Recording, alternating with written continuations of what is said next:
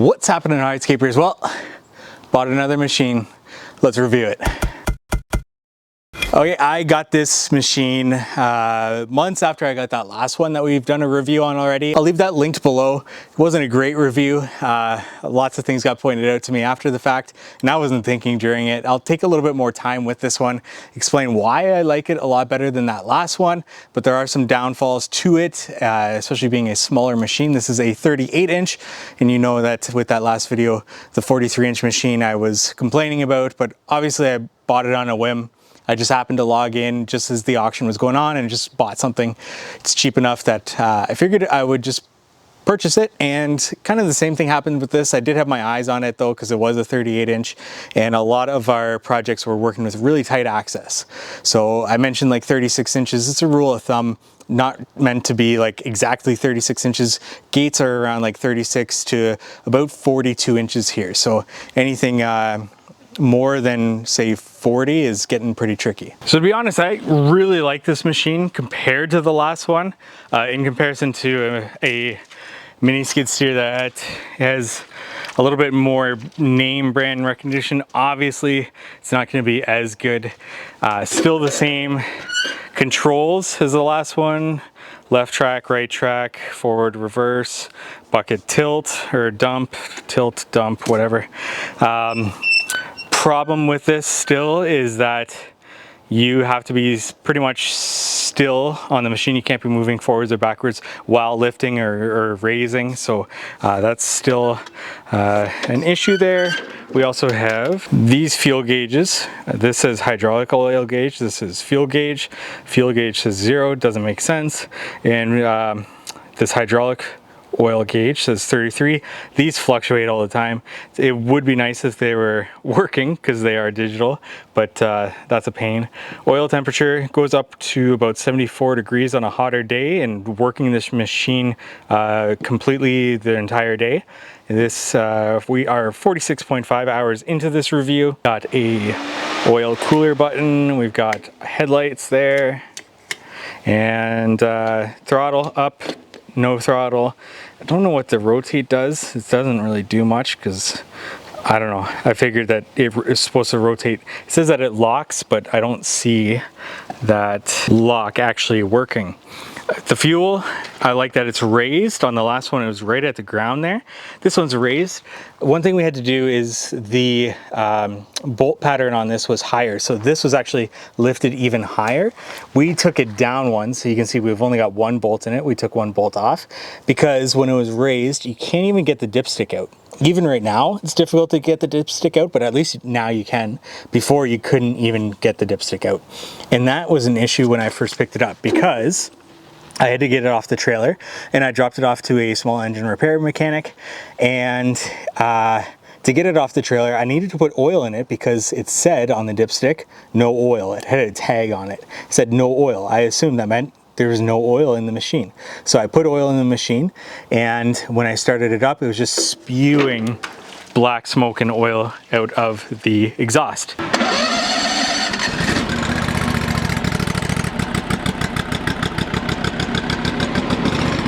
Which is a big pain, made a big mess, and evidently there was oil in there.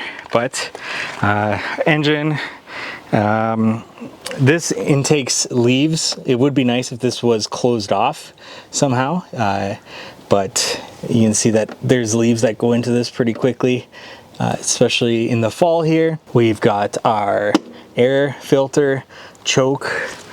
It was giving me issues starting up in the morning.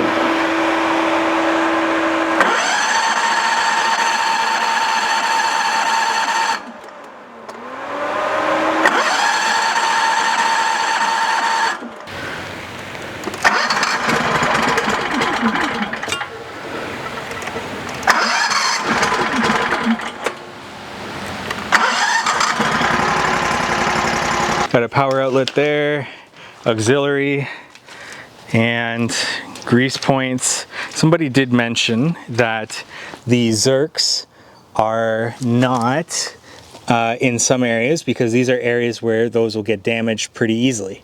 So that's a good thing to kind of bring up there. But these ones I can't get at. I can take this, I took this bolt off and then I can't get at this one. So I don't know how to grease up that one, or if they should be greased.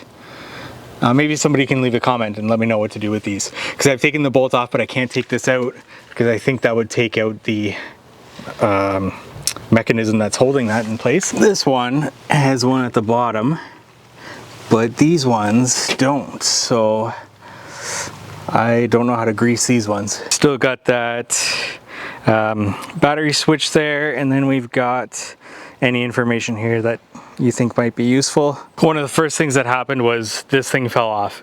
I think I've got all the pieces, so I think I can put that back together. I just haven't had the time, but a lot of these things, like this has come loose. We've used it 45 hours, but these things fall out. Even in that last machine I had that happened. So you have to always be on guard of these, especially with this not being in place. It rattles quite a bit, so it's probably loosening these up pretty good. Now in that last video, I got torn apart for this, but I knew the hood comes up. I just was not thinking that day. I have rented these machines for a while, but there has been times where I've had to mess with it, especially to get one started with a loose spark plug, but I don't know what I was thinking that day. In the tracks, as muddy as they are, difficult part is cleaning them just because of how low this is and how low that is. Just getting something to be able to shovel that out, but they have stayed really firm. Have had no problem with them falling off. That last machine, they did fall off once, and then I gave it a really good greasing to tighten them up, but I think that stretches out the tracks, and that has a problem because somebody left a comment in that last video saying that that happened to them, and once it fell off once, they just constantly fell off. That seems like we shouldn't be doing that anymore. Another thing I'll say is that tilting down, actually, it doesn't tilt down all the way. So when I'm tilting down, eventually it gets to a point where it's difficult to tilt all the way, and you're having to go down to be able to get more material out of the bucket. That's a big pain. I wish it tilted more.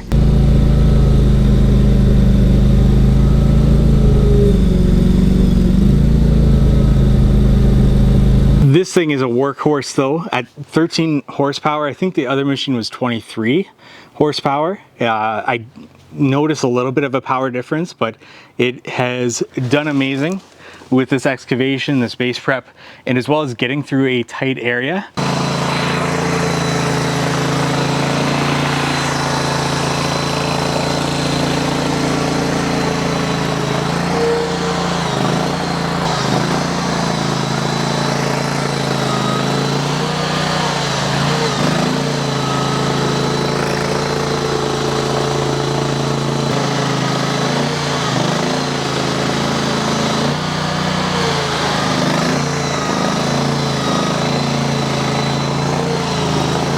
This is what I'm talking about with tight access. We can squeeze through here, we've got tons of room there, but it's in that turn, that pivot, where we barely make it. We get just by this post, we get by those posts easily, and then we get that final turn and up. And with any other machine, this is a 38-inch machine. If it was any bigger, we wouldn't be able to make it through this point. Also having to duck under the rafters here. You'll see that this is a tight access situation that we have on this job site, with one side being too steep to get a machine up and down, and the other side we've got the fence in the way where we just have enough room to squeak by this corner and to be able to get up this hill. So this is what I'm talking about, where I needed a machine about 36 inches. 36 inches would have been awesome. There was no 36-inch machine. There's a 38-inch machine, and this has done me great. I really do like it, and we'll show off some of the work that we've done with it here.